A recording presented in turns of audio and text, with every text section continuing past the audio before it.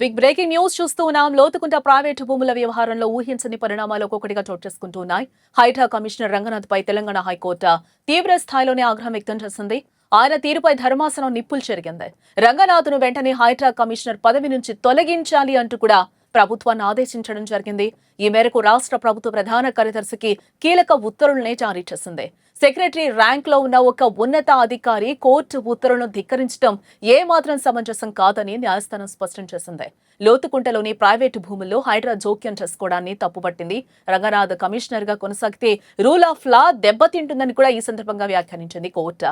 ఇన్ని ఉల్లంఘనలకు పాల్పడిన అధికారిని ఇంకా ఆ పోస్టులో ఉంచడం సరికాదని కూడా తేల్చి చెప్పింది కోర్టు.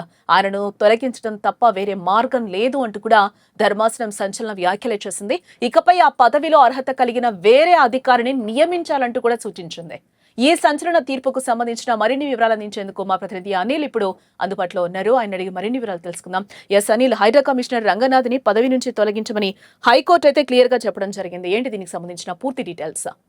నిజానికి తెలంగాణ హైకోర్టు హైడ్రా కమిషనర్ విషయంలో సంచలన నిర్ణయం తీసుకుందని చెప్పాలి. అంటే హైడ్రా కూల్చివేతల విషయంలో ఆయనకు సంబంధించి పిటిషన్లు దాఖలు చేసిన బాధితుల తరపు నుంచి వచ్చినటువంటి పిటిషన్ల మేరకు ఆయన కోర్టుకు హాజరు కావాల్సి ఉంటుంది. కానీ కోర్టు ధిక్కరణ విషయంలో ఆయన దాదాపు 63 కోర్టు ధిక్కరణకి పాల్పడ్డారని చెప్పేసి హైకోర్టు దానికి సంబంధించి తీవ్రంగా ఖండించింది. ఇందులో భాగంగానే ఆయన్ని హైడ్రా కమిషనర్ నుంచి తొలగించాలని, ఆ పదవి నుంచి తొలగించాలంటూ కూడా సిఎస్ కి ఉత్తర్వులు అయితే జారీ చేసింది. ముఖ్యంగా లోతుకుంటకు సంబంధించి సర్వే నెంబర్ 1, 2 భూములకు సంబంధించిన విషయంలో వ్యవహారంలో హైడ్రా సంబంధించినటువంటి హైడ్రా కమిషనర్ ఇన్వాల్వ్ అయ్యాడని చెప్పేసి అందులో భాగంగా బాధితులంతా కూడా పిటిషన్ వేయడం జరిగింది. పిటిషన్ లో భాగంగా ఆయన కోర్టు ధిక్కరణకు మేరకు అదేవిధంగా కోర్టుకి హాజరు కాలేదని చెప్పేసి, హాజరు కాకపోవడం ఏంటి అని చెప్పేసి ఒక ఉన్నత స్థాయిలో ఉన్నటువంటి వ్యక్తి హైకోర్టుకి హాజరు కాకపోవడం, అదే విధంగా గైరు హాజరు కావడం, చెప్పకుండా రాకపోవడం అనేది వాళ్ళు చాలా వరకు కూడా హైకోర్టు తీవ్రంగా ఖండించిందని చెప్పాలి. ఈ ఖండించిన నేపథ్యంలోనే ఆయన్ని తొలగించాలంటూ కూడా సిఎస్ కి అయితే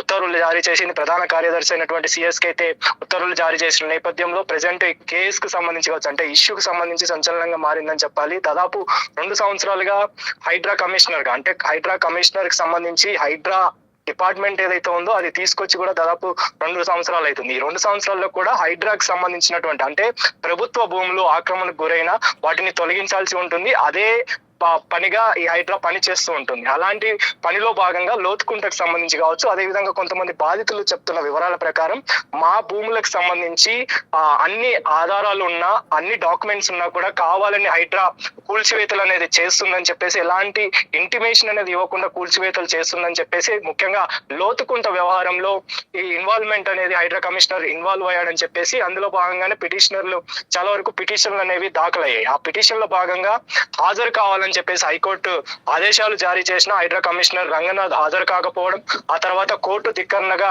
హైకోర్టు భావించడంతో ఆయన్ని ఈ పదవి నుంచి తొలగించాలని చెప్పేసి నిర్ణయం తీసుకుంది. నిర్ణయంలో భాగంగా సిఎస్ కి ఆదేశాలు అయితే జారీ చేసింది. ఆదేశాల్లో భాగంగా ఈ కోర్టు ధిక్కరణకు సంబంధించి కావచ్చు, అదేవిధంగా ఈ లోతుకుంట భూములకు సంబంధించి కావచ్చు, వీటన్నిటి విషయంలో హైడ్రా కమిషనర్ రంగనాథ్ కూడా స్పందించడం జరిగింది. స్పందించి హైకోర్టుకి క్షమాపణలు అయితే చెప్పడం జరిగింది. క్షమాపణల నేపథ్యంలో లోతుకుంట వ్యవహారంలో హైడ్రా ఎప్పుడు కూడా ఇన్వాల్వ్ కాలేదని చెప్పేసి కూడా ఆయన మాట్లాడడం జరిగింది. కానీ మొత్తానికైతే ఎంతో ప్రతిష్టాత్మకంగా తీసుకొచ్చిన, మీరు చెప్పినట్టు ఆయన అఫిడవిట్ లో కూడా హైకోర్టుకు క్షమాపణలు చెప్పిన నేపథ్యంలో ఏమైనా మళ్ళీ కోర్టు ఆలోచించే అవకాశం ఉందని మనం ఏమన్నా అనుకోవచ్చు అంటారా?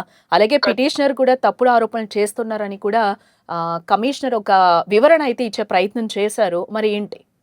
ఖచ్చితంగా జానకి ఉన్నతాధికారులతోటి సమీక్ష ఉండే అవకాశం ఉంటుంది. ఎందుకనంటే ప్రధాన కార్యదర్శికి సిఎస్ కి ఆదేశాలు జారీ చేశారు హైకోర్టు కాబట్టి, అక్కడి నుంచి కూడా ఈయన తరపున, అంటే హైడ్రా కమిషనర్ రంగనాథ్ నుంచి కూడా దానికి సంబంధించిన వివరాలు అనేవి తీసుకుంటారు. కాబట్టి నిజమా కాదా, ఆయన కోర్టు ధిక్కరణ చేశాడా లేదా, చేస్తే ఎందుకు చేయాల్సి వచ్చింది, ఒకవేళ హాజరు కాకపోవడానికి రీజన్ ఏంటి అనే విషయాలు కూడా తెలుసుకుంటారు. అదేవిధంగా లోతుకుంట వ్యవహారంలో కూడా ఆయన పిటిషన్ తప్పుడు ఆరోపణలు చేస్తున్నారని చెప్పేసి కూడా అఫిడవిట్ లో పేర్కొన్నారు. కాబట్టి ఆ విషయంలో కూడా ఎలాంటి తప్పుడు ఆరోపణలు చేస్తున్నారనే వివరాలు కూడా ఖచ్చితంగా హైడ్రా కమిషనర్ దగ్గర నుంచి తెలుసుకుంటారు. దానికి సంబంధించిన వివరాలు కూడా తెలుసుకుంటారు. సమీక్ష తర్వాత అది నిజమా కాదా అని తెలుసుకొని ఆ తర్వాత నిర్ణయం అయితే తీసుకునే అవకాశం అయితే మనకు కనిపిస్తుంది. ప్రస్తుతం మాత్రం హైకోర్టు తీర్పు మేరకు ఆయన ఆదేశాల మేరకు సిఎస్ కి ఆదేశాలు అయితే ఇవ్వడం జరిగింది కాబట్టి కమిషనర్ పైన ఎలాంటి చర్యలు తీసుకుంటారనేది మాత్రం తెలియాల్సిన పరిస్థితి అయితే మనకు కనిపిస్తుంది. ముఖ్యంగా 2 సంవత్సరాలు హైడ్రా డిపార్ట్మెంట్ ని ఏర్పాటు చేసి హైడ్రాకు సంబంధించి డిపార్ట్మెంట్ ఏర్పాటు చేసి ఆ తర్వాత ప్రభుత్వ భూముల్ని ఆక్రమణలకు గురైనటువంటి ప్రభుత్వ భూముల్ని స్వాధీనం చేసుకోవడమే ఈ హైడ్రాకు సంబంధించిన ప్రధాన లక్ష్యం అని చెప్పాలి. అలాంటి లక్ష్యం మేరకు హైడ్రా కమిషనర్ గా రంగనాథ్ ఉన్నాడు. ఆ తర్వాత ఈ లోతుకుంట వ్యవహారంలోనే ప్రధానంగా ఈ అంశంపైనే ఆయనని ఆ కోర్టు ధిక్కరణ విషయంలో కావచ్చు దాదాపు 63 సార్లు ఆయన కోర్టు ధిక్కరణకి పాల్పడ్డాడని చెప్పేసి ఎందుకు ఈ విధంగా చేస్తున్నాడనే విషయంపైనే హైకోర్టు సీరియస్ అయిన నేపథ్యంలోనే ప్రెసెంట్ ఆయనను తొలగించాలంటూ కూడా సిఎస్ కి అయితే ఆదేశాలు ఇవ్వడం జరిగింది. మరి ఈ ఆదేశాల మేరకు ఆయన తరపు నుంచి వివరాలు ఏ విధంగా వస్తాయి, మరి సమీక్ష నిర్వహించిన అనంతరం ఎలాంటి నిర్ణయం తీసుకుంటారనేది మాత్రం తెలియాల్సిన పరిస్థితి మనకు కనిపిస్తుంది. Janaki. Right Anil, thanks for the update. మొత్తంగా అది పరిస్థితి.